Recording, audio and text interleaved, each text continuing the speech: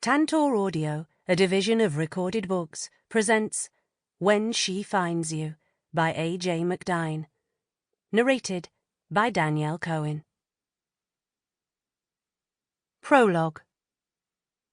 I am slumped on the bus, head resting against the window, my hands clasped around the holdall on my lap. Outside, people go about their business, oblivious to my impending ordeal. An old woman shuffles along the pavement behind a scuffed brown shopping trolley. A teenage boy on a BMX bike swerves to avoid her, raising his middle finger in anger as he passes. Beady-eyed pigeons watch the bus trundle past from their rooftop eyries. Office workers head for the park to spend their lunch hours working on their melanomas. A trickle of sweat crawls between my shoulder blades, and I shift on the sticky seat. It is hot. Too hot. The sky is as blue as a forget-me-not, and there's not a cloud in sight. By rights, rain should be lashing against the grubby bus window, the sky leaden like my heart. You might say I'm being fanciful, but I couldn't give a toss what you think. This relentlessly sunny summer's day is obscene. My eye is caught by a harassed-looking woman standing on a street corner with a pushchair in front of her and a toddler by her side. The toddler, chubby almost to the point of being obese, is dressed in a flesh-pink princess costume, fairy wings and spotty wellies. She looks like a grotesque salmon-coloured slug. To add insult to injury, her mother has scraped her fine blonde hair into a single pigtail that protrudes from the top of her head like pampas grass. It looks ridiculous. My heart rate quickening, I crane my neck to see inside the pram, but the baby is hidden from view by a navy parasol. Does it look like its sister, I wonder, then give my head a little shake. Who actually cares? All babies look like Winston Churchill anyway. The bus grinds to a halt at a set of traffic lights, the air brakes hissing like an angry cat. I check my watch. I'm cutting it fine. I'm supposed to be there at 11 and it's already 22. I reach into my bag for the letter, the action a reflex. It's right at the bottom, hidden under my pyjamas and wash bag. I unfold it and reread it, even though I know it off by heart. Seeing it in black and white makes it feel real. And my throat tightens. My eyes skim the time of my inpatient appointment, the name of the ward, the date. The letter flutters as my hands tremble. I tighten my hold and keep reading. Do's and don'ts. Don't eat or drink anything from midnight the night before the procedure. Do make sure there's someone to look after you afterwards. A bitter little laugh escapes my throat before I have a chance to swallow it down, and a pensioner 2 rows in front throws me a puzzled look. I ball the letter in my fist and slide further down the slippery orange plastic seat, hugging the holdall to my chest. Procedure. Such an inoffensive word for such an invasive act. My stomach is churning at the very thought of it. It's the right thing to do, I tell myself for the gazillionth time. The procedure will give me a fresh start, a new beginning. It'll wipe the slate clean. I'll be sparkly and new. Without it, my future's uncertain. Hopeless. I know I'm being fanciful again, like some angst-filled heroine in a bleak Victorian saga. So fucking what? The pensioner turns around a second time, his salt and pepper eyebrows raised. Did I say that out loud? Maybe. Probably. I glare at him until he looks away, muttering under his breath. The bus turns right into the road that leads to the hospital. Reaching up, I press the bell and the air brakes hiss again. I sway along the aisle until I'm standing next to the driver. He smells of coffee and cheap aftershave. Thanks, I mutter as the door opens, and I jump onto the pavement, careful as always to avoid the cracks. Like I need any more bad luck. I hitch my bag onto my shoulder and gaze at the slab building, an ugly jumble of glass and concrete. My heart is pounding, and my stomach is turning somersaults. For a moment I contemplate turning away and catching the next bus home. Should I? Could I? Deep down, I know it's not an option. My choices ran out a long time ago. I lick my lips and head for the hospital doors. Chapter 1. Canterbury is busy. Shoppers wander aimlessly in front of me, and on every street corner, groups of French and Belgian schoolchildren jostle each other as their teachers count heads and consult clipboards. I shoulder my way past them all as I head towards Fenwick, as focused on the department store as a cruise missile is on its target. I promise myself I won't get waylaid in white stuff. No point at the moment, anyway. I give my belly a rub. I'm rewarded with an answering kick. Out of habit, I ferret around in my bag, pull out my phone, and check to see if there's a text from Matt. There isn't, so I slip the phone back into my bag with a sigh. We argued again last night. Without warning, one throwaway remark escalated into a full-blown row, and although we eventually made up, the sporadic texts we've pinged back and forth since have none of their usual warmth or humour. They're devoid of both emoji and emotion. That's why I'm determined to find the perfect birthday present for him, to apologise and show him how much I love him, need him. The men's department is on the ground floor, sandwiched between handbags and the cafe. I wander past the rails of designer clothes, fingering cashmere sweaters and holding shirts aloft, narrowing my eyes as I picture Matt wearing them. "Need any help today, madam?" says a shop assistant sidling over. He has a neat beard and a sharp suit, probably had avocados on toast for breakfast. "I'm looking for a present for my husband. He's 35 tomorrow," I add, as if Mr. Avocado could give a toss. "What about a leather jacket?" He's already heading over to a row of stylish biker jackets. I swallow. Money is tight, especially with my maternity leave looming. "I was thinking more of a shirt," I say with an apologetic smile. To his credit, he doesn't miss a beat. "Then you're in luck. The Paul Smith shirts go on sale in the morning. I'm marking them up now. See if there's anything you'd think he'd like." My eye is drawn to a cornflower blue shirt, already sporting a 30% off sticker. "This is nice," I say, knowing it'll bring out the blue of Matt's eyes. "What size?" Although Matt has the broad, muscular shoulders of a swimmer, he likes his shirts fitted to show off his pecs, his one vanity. "Medium, probably." The shop assistant hums to himself as his fingers march along the rail of shirts. Just when I think I'm out of luck, he pulls one out with a "Ta-da!" I pay and thank him for his help, and he heads towards the Hugo Boss suits, still quietly humming to himself.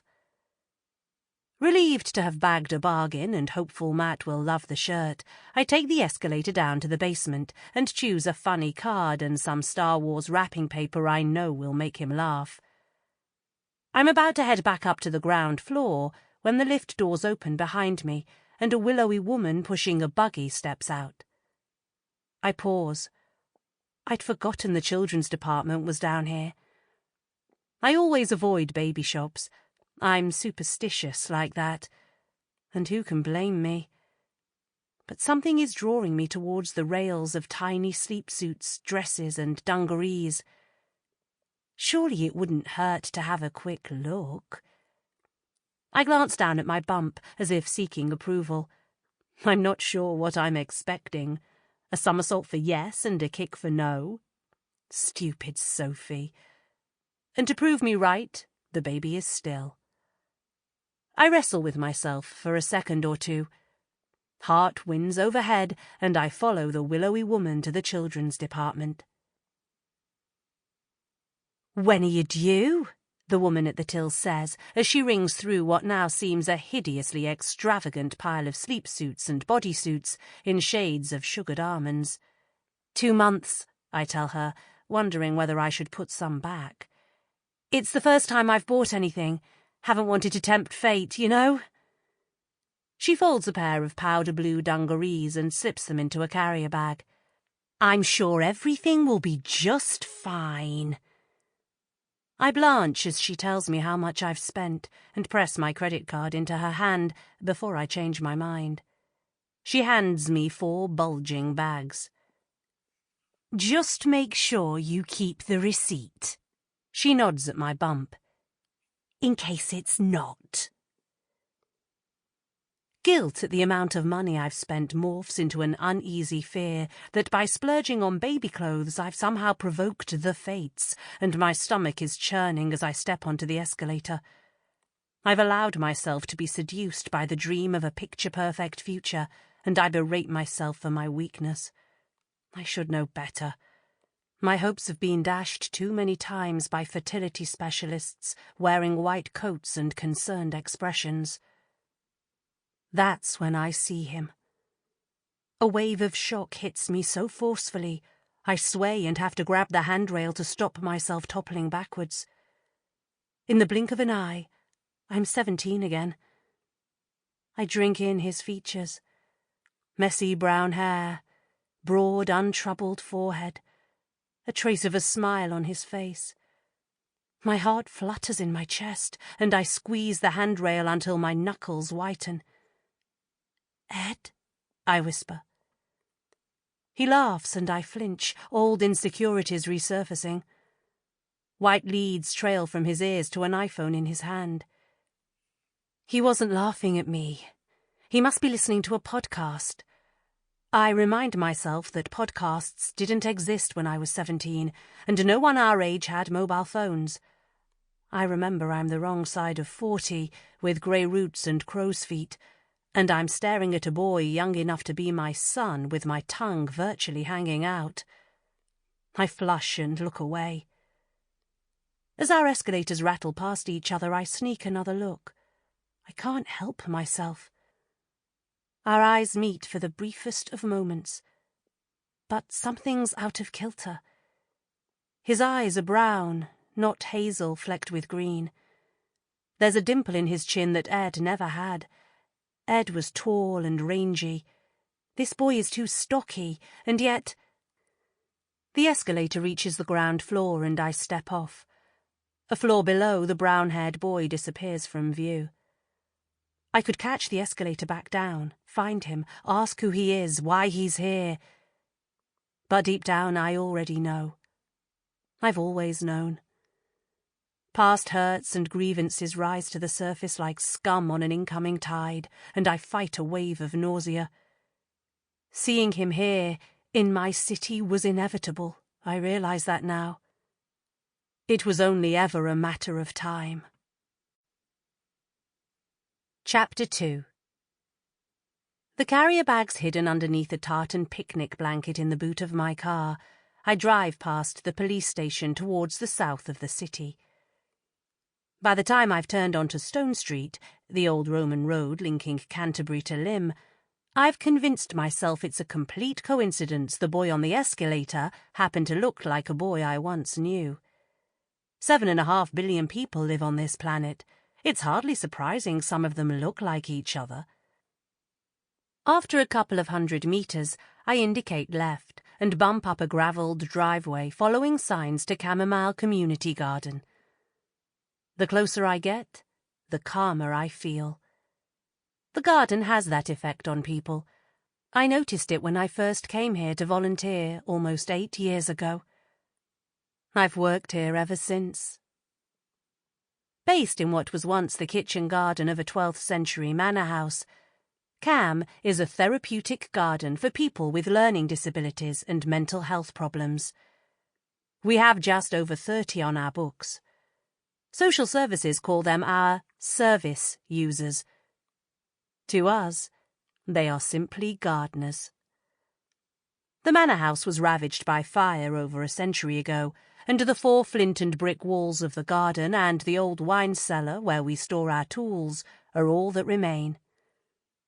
We're an island in a sea of apple orchards and acres of wheat, in the heart of the Garden of England.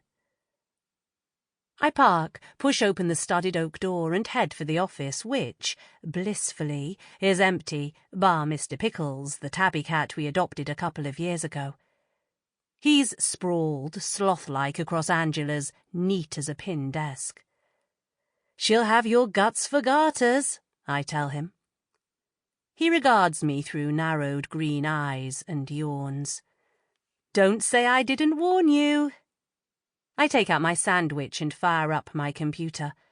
I've a heap of emails to answer and a grant application that needs finishing. Instead, I stare out of the window, my chin in my hands, lost in a maelstrom of memories. The crunch of gravel, followed by the piercing voice of my boss, interrupts my reverie, and I sit up with a start. "Sophie, are you back?" Angela calls in that quavering voice that sets my teeth on edge. "In here," I answer, shooing Mr. Pickles from her desk. He jumps to the floor in high dudgeon, his tail quivering, and stalks off to his bed next to the filing cabinet. Angela sweeps into the office, bringing with her a waft of garlic and red wine. "I had lunch with Bob. He says he still hasn't received the plan for the recruitment evening." "Tell him it'll be with him by close of play," I say. "But only if you happen to be talking to him again," I add. A dull flush creeps up her neck, and I smirk into my sandwich. Her affair with the married chairman of Cam's Board of Trustees is well known, despite her best efforts to keep it hidden. I'm deep into my recruitment evening plans when there's a gentle tap at the door. "Come in," I call, and Rose's familiar face appears around the door. She's beaming from ear to ear, and I beckon her inside. "Is it that time already?" Angela tuts. The gardeners are a constant source of irritation to her. Why she decided to work here is beyond me. I pat the seat next to mine, and Rosie crashes past Angela's desk, knocking over her in-tray, and sits down with a thump. "Sorry, Angela," she says automatically. Rosie is always apologising for something, whether it's accidentally standing on a row of newly planted seedlings, colliding with one of the visitors, or having Down's syndrome. It breaks my heart. "No harm done, I suppose," Angela says. I stifle the urge to let rip. Honestly, my hormones are all over the place today. "What are we doing this afternoon, Sophie?" Rosie asks. "I thought we'd plant out the runner beans. We shouldn't have another frost now." "Cool," she says, holding out her hand to pull me up. "Don't forget that plan," says Angela as we head out of the door, Rosie's hand still tucked in mine. Once we're outside, I turn around and make a show of sticking my tongue out at my boss. Rosie collapses in giggles, and then looks horrified, pressing her fingers to her lips and whispering, "Sorry." I smile. Nothing to be sorry for. By 2:30, Cam is a hive of activity. All our usual Tuesday afternoon crowd are here. I send Rosie off in search of gardening gloves, kneeling mats and trowels, and head over to where Jeff, the only other member of staff, is helping Martin Miller deadhead the roses. "How's it going?" I ask. Jeff knows I'm not talking about the deadheading. Martin's behaviour is becoming increasingly erratic, and it's a cause for concern. We know from his support worker that the last time he had a psychotic episode, he ended up being sectioned for 6 months. "We're fine, aren't we, Marty?" Jeff says. The younger man doesn't appear to hear. He has zeroed in on a blown pink Chatsworth rose. He raises his secateurs and deftly snips the head off. It drops into his hand and his fingers curl into a ball, crushing the dark pink petals inside. "Got it," he says, raising his fist in the air. "Good job, son." Jeff holds out a trug. Martin drops the rose into it and they move on to the next one. He's so focused on the task, I'm not even sure he knows I'm here. I spy Rosie by the runner bean wigwams and join her. The next hour passes quickly as we ease the young plants out of their pots and into their prepared beds. The early summer sun beats down on the back of our necks, and for the first time I feel my bump getting in the way. Rosie notices too. "Baby's getting big now," she says, pointing at my belly. He is, isn't he?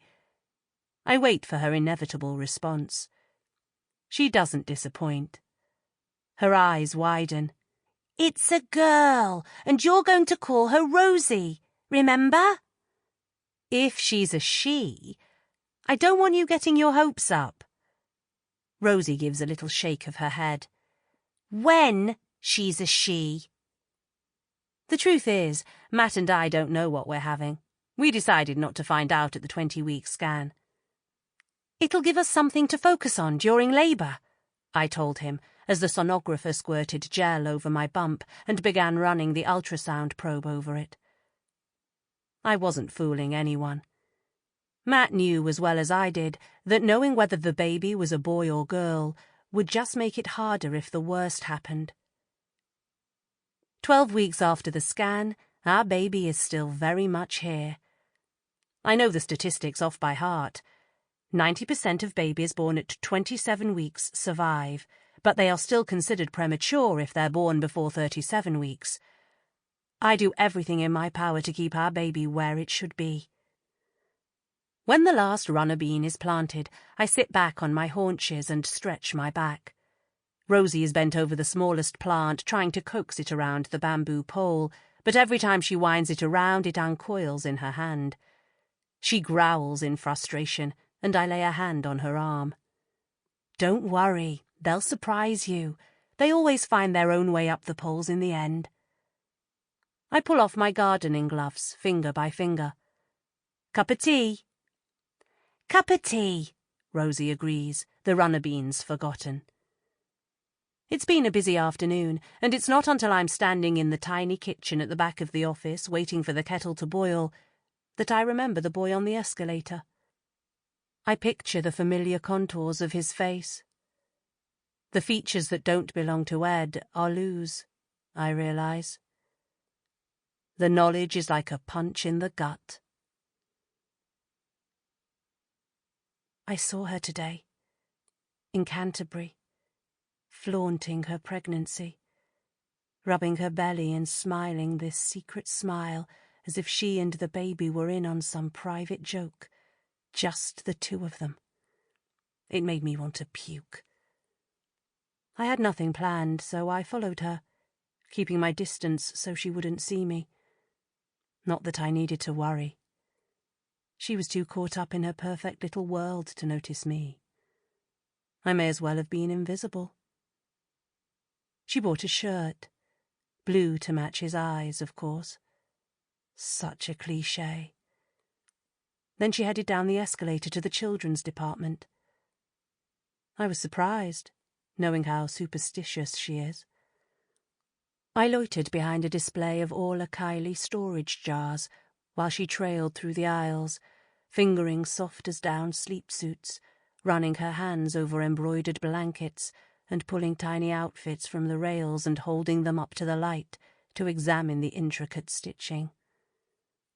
I made a mental inventory of her haul, for later.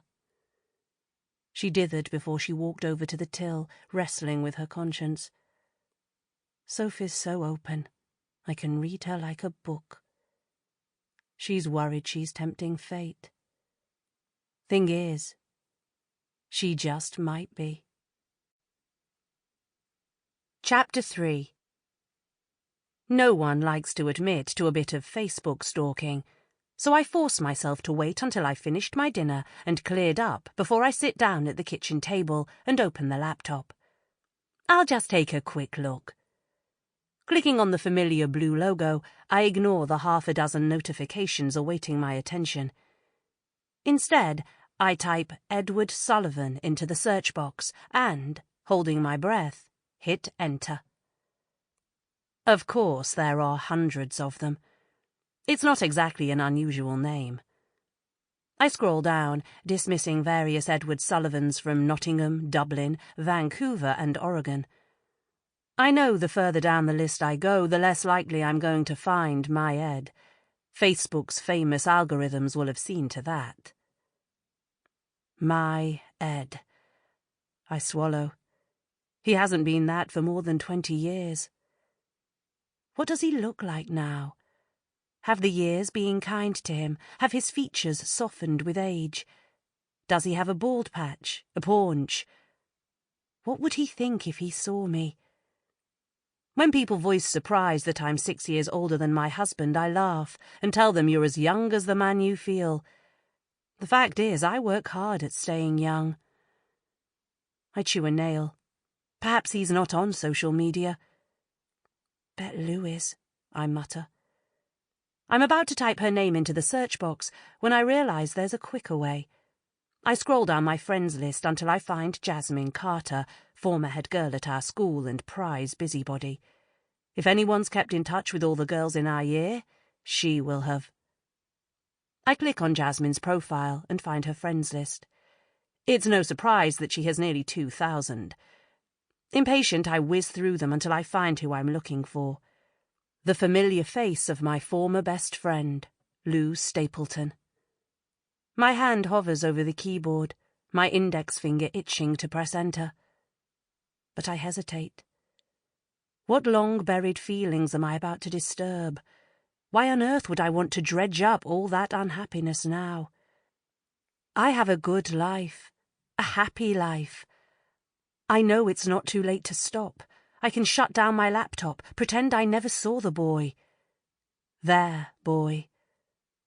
I'm teetering at the edge of a cliff. I could step back, retreat with my dignity and sanity intact. But I'm weak.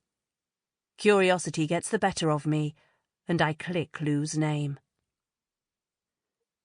Luckily, she hasn't bothered to set a single privacy setting. She was always lax about things like that. I used to tell her off for keeping her PIN number on a piece of paper in her purse, right next to her bank card. She'd just laugh and tell me to take a chill pill.